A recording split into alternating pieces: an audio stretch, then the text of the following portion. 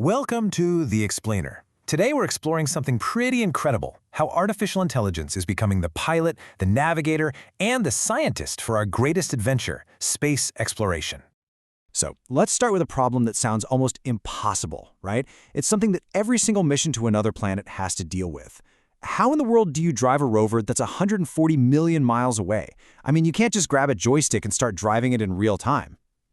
So why not? Well, it all comes down to this number right here, 20 minutes. That's the average round-trip time for a signal to get from Earth to Mars and then back again. Just think about that for a second. If your rover is heading for a cliff, by the time you on Earth even see the danger and frantically send the command to stop, it would have already been a wreck at the bottom of a crater for about 10 minutes.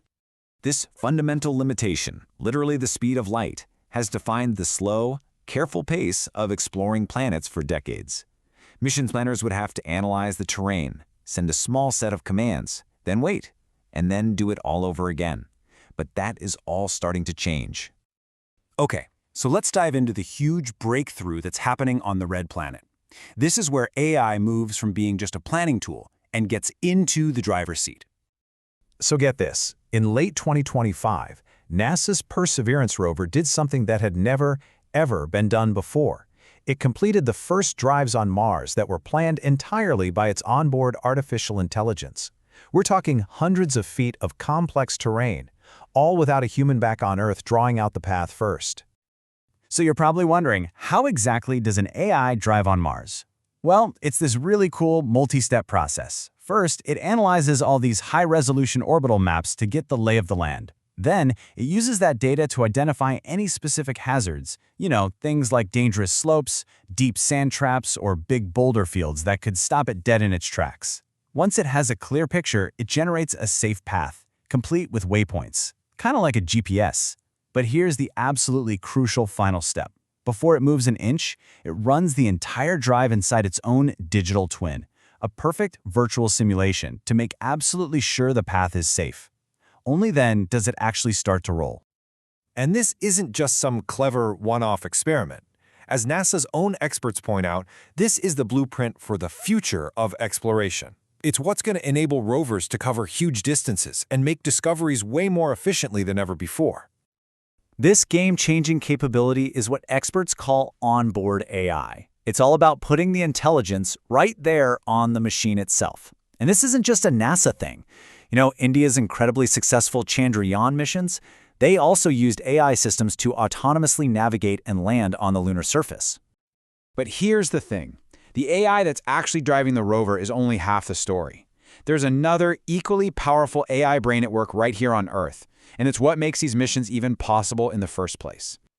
So while the rover's brain is busy navigating the Martian dust, there's this second massive AI brain here on Earth that's handling the colossal tasks of getting it there and then figuring out what it finds.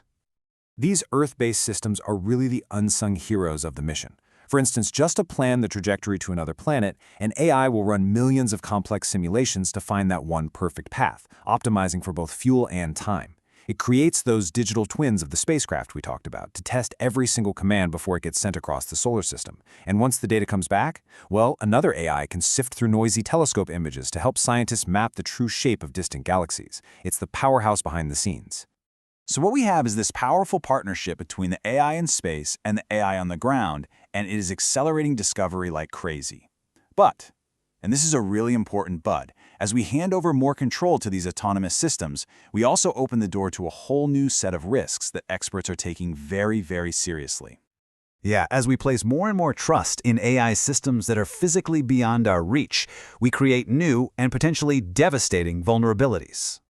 According to analysis from the Observer Research Foundation, you can basically break down these risks into three main buckets. First, you've got direct cyber attacks, someone trying to hijack a spacecraft or corrupt its data.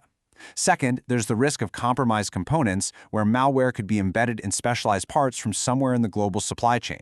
And third, there's the chance that tampering could happen before the hardware ever even launches. Now, these risks are playing out inside a new kind of space race, with different global powers taking very different approaches. The United States, for example, is largely focused on using AI for science and exploration. Think Perseverance or the planned Europa lander. China, on the other hand, has demonstrated a focus on dual-use AI, developing things like satellites that can autonomously track targets and even training anti-satellite AI in simulations. So it's clear that AI is no longer just a tool. It's become an essential partner, an indispensable co-pilot. It's the intelligence that allows us to operate at these cosmic distances, turning us from a species that simply looks at the stars into one that can actually actively explore them. As we launch these incredibly capable systems out into space, we really have to remember we aren't just sending robots and algorithms. We're exporting our priorities and our ethics. So the question we have to ask ourselves is, as we code these robotic explorers, what values, collaboration, competition, science, security, are we actually programming them to pursue?